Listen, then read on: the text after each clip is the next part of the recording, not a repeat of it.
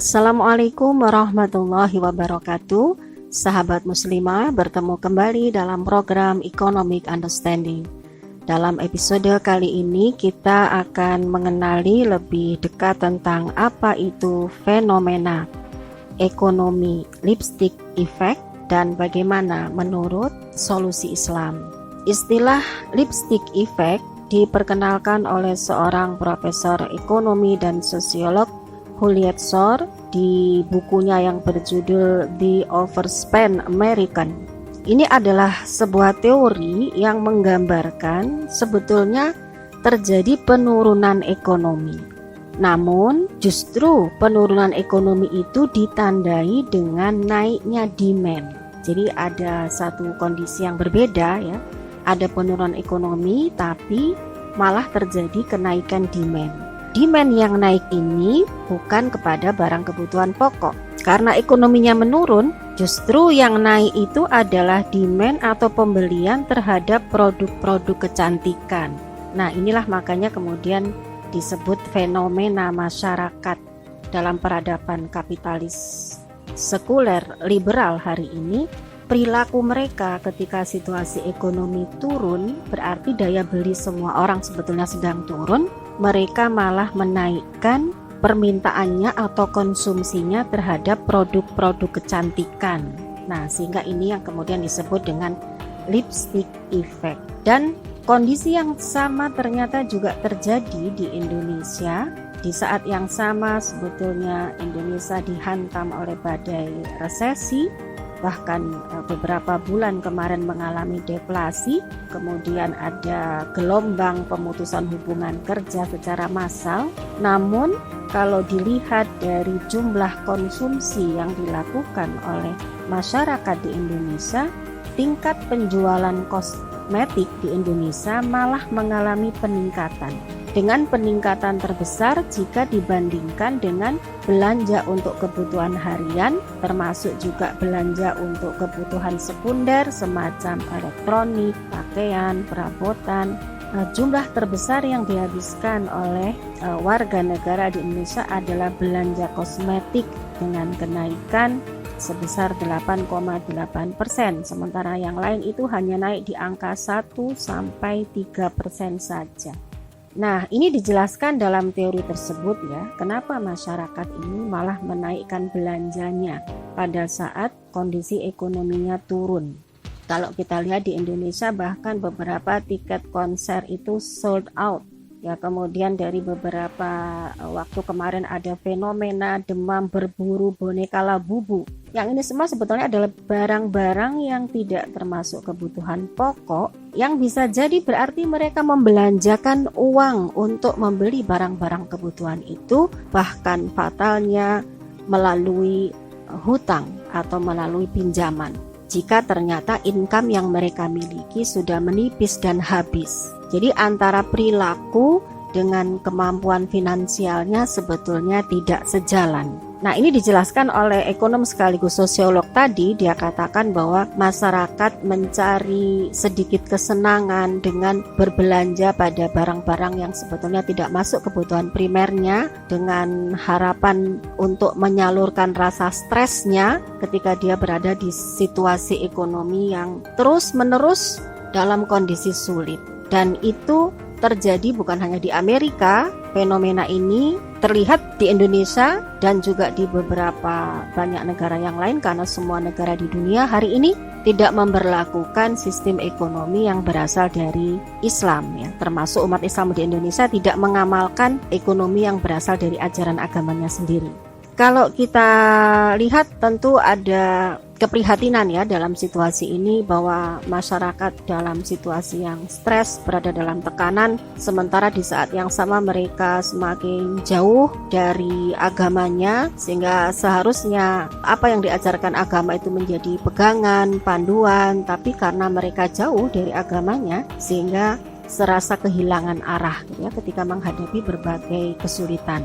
Nah, kita akan bicara lebih detail lagi secara singkat bagaimana caranya untuk menyelesaikan keadaan ini. tentu masyarakat harus dididik kembali dengan Islam, didekatkan dengan Islam, mendekat kepada ajaran Islam, sehingga dalam situasi yang sulit mereka bisa berperilaku yang rasional sebagaimana yang diajarkan oleh agamanya, bahwa kehidupan dunia itu adalah laibun, adalah lahwun. Jadi kehidupan yang hakiki adalah akhirat, sehingga apapun yang terjadi di dunia bersabarlah dan introspeksi diri.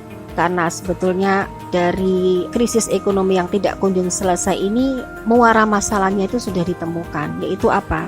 Kegagalan para ekonom dunia, para guru besar, para perumus kebijakan, mereka semua gagal mencari solusi untuk mengatasi krisis ekonomi yang terus-menerus terjadi. Dan kenapa sampai terjadi kegagalan itu? Karena kalau diibaratkan dalam Al-Quran itu ibarat mereka adalah orang yang memiliki penglihatan tetapi tidak dapat melihat. Mereka memiliki pendengaran tetapi tidak dapat mendengar. Karena apa? Karena sebetulnya sistem ekonomi yang solutif itu sudah ada di depan mata. Tanpa harus dicari jauh-jauh, dirumuskan dengan sangat sulit, sudah ada di depan mata. Dan kita akan ulas secara singkat bagaimana kemampuan regulasi ekonomi Islam mampu menyejahterakan manusia dan mengantarkan keselamatan di akhirat.